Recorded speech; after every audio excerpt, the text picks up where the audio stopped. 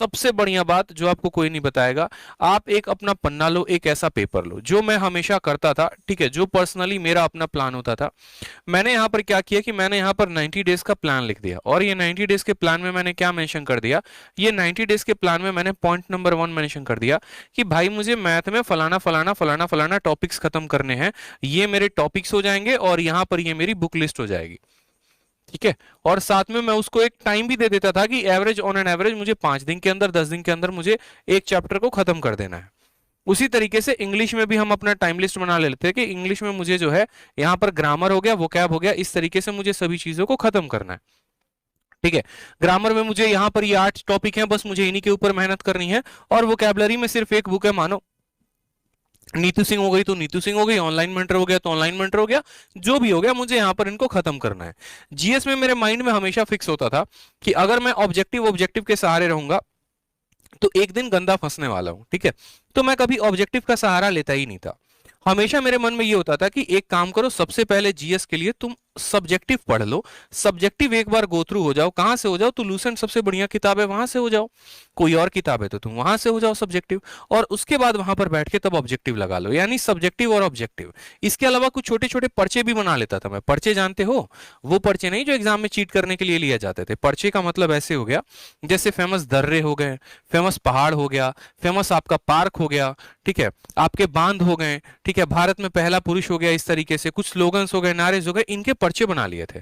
कहीं कहीं से प्रिंट आउट निकलवा लिए थे जाके किसी किसी वेबसाइट से, जैसे ग्रेडअप हो गया, वहां पर सबसे ज्यादा दिया होता है। ये पर्चे बनाने के बाद, ठीक है, तब इनको प्रॉपर तरीके से रिवाइज करना। मतलब अगर मैं इस पे हमला कर रहा हूं ना तो एक दिशा से नहीं, टोटल मिलाकर 3-4 दिशा से हमला होती थी मेरी, ठीक है। एक मेरा हो जाता था कि इसके मिसलेनियस पे अटैक करूंगा, दूसरा मेरा ये हो जाता था इसके ऑब्जेक्टिव पर अटैक मारना है, तीसरा मेरा ये हो जाता था यहाँ पर कि करंट अफेयर पर भी जोड़ देना है, ठीक है। इस तरीके से हमला होगा। फिर उसके बाद हम आते थे रीजनिंग पे। अब रीजनिंग में क्या होता है, एक बच्चा जो है वो जीवन में इस बात के मिथ पे जीता है, भाई का तो तेरा रीजनिंग कंप्लीट है, ठीक है, मेरा तो रीजनिंग बहुत अच्छा है, 50 में 50 तो आ ही जाएंगे। और यकीन मानो उस भाई को भी ये पिछले साल पता नहीं उसकी आंखें कब देखी होंगी, स्कोर 50/50 नहीं आता दोस्त।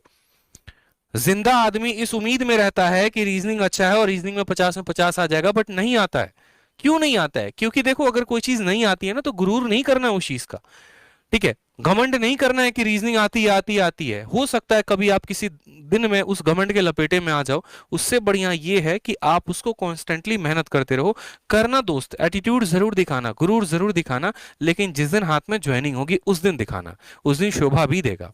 अभी तो आपकी सीखने की उम्र है।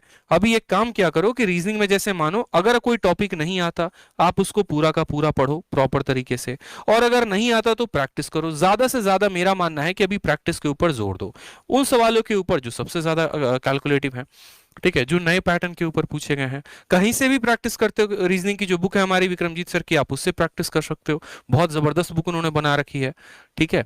तो इस तरीके से आप यहाँ पर पूरा पे एक प्रॉपर 90 डेज का प्लान बना लो। उस 90 डेज के प्लान में आप हर सब्जेक्ट को टारगेट कर रहे हो, आप वोकैब को भी टारगेट कर रहे हो, आप करंट अफेयर को भी टारगेट कर रहे हो, आप रीजनिंग को टारगेट कर रहे हो, मैथ को कर रहे हो, इंग्लिश को कर रहे हो। तो इस तरीके से एक 90 डेज प्लान अपने आपने कॉपी में बना लिया, सारी बातें आपने नोट डाउन कर ली। उसके बाद क्या होता था, मैं यहाँ पर डेज के प्लान बनाता था कि डेज में जैसे मानो 1 हो गया, 2 हो गया, 3 हो गया, 4 हो गया, इस तरीके से करके पूरे 90 दिन का प्लान बना लिया। जैसे जैसे मेरा दिन बीतता था ना, मैं उसको ऐसे काटना शुरू करूंगा, अरे यार इतने दिन बीत गए, इतने दिन बीत गए, इतने दिन बीत गए। वो क्या होता है, एक साइकोलॉजिकल प्रेशर बनाता है माइंड के ऊपर, और हमें बार बार एक रिमाइंडर देते रहता है कि देखो इतने ही दिन बच गए हैं, अब नहीं पढ़ोगे तो कब पढ़ोगे, इतने ही दिन बच गए, अब नहीं पढ़ोगे तो कब पढ़ोगे। क्योंकि आज का समय ऐसा है ना, बेशक कोई कितना कह ले कि यार मैं अपने आप में बहुत महान हूं, या फिर एक तरीके से मुझे किसी की गाइडेंस की जरूरत नहीं है, बेशक आपको किसी की गाइडेंस की जरूरत नहीं है, मैं आपकी 100 बातें एग्री करता हूं, लेकिन हाँ आज के टाइम में आपको अपने आप पे ही प्रेशर डालने की बहुत जरूरत है। और वो जरूरत करता है आपका ये टाइमर, वो जरूरत करता है आपका ये शेड्यूल। जब आपके सामने लिखा हुआ होगा ना पन्ने के ऊपर, इतनी चीजें पढ़नी है, तो दिमाग को लोड पड़ेगा भाई, आंखों से दिखेगा, अरे तेरे को तो इतना कवर करना है पेपर के पहले, और तू 4 टॉपिक किए बैठा है, तेरे पास तो सिर्फ 90 दिन है, 20 दिन निकल गए, बचे 70 दिन, अब नहीं करेगा तो कब करेगा। तो ये डेली का डेली एक प्रेशर क्रिएट करते रहेगा आपके ऊपर। उस प्रेशर में शायद हो सकता है थोड़ा बहुत आप पढ़ाई कर भी लो, ठीक है, हो सकता है उस प्रेशर में आप एक पल के लिए ये भी सोच लो यार आज है ना, दो चीजें मेरे सामने हैं, या तो एक मैं बैठ के 3 घंटे की मूवी देख लूं या वेब सीरीज देख लूं, या फिर हो सकता है कि मैं 3 घंटे में एक टॉपिक कंप्लीट कर लूं।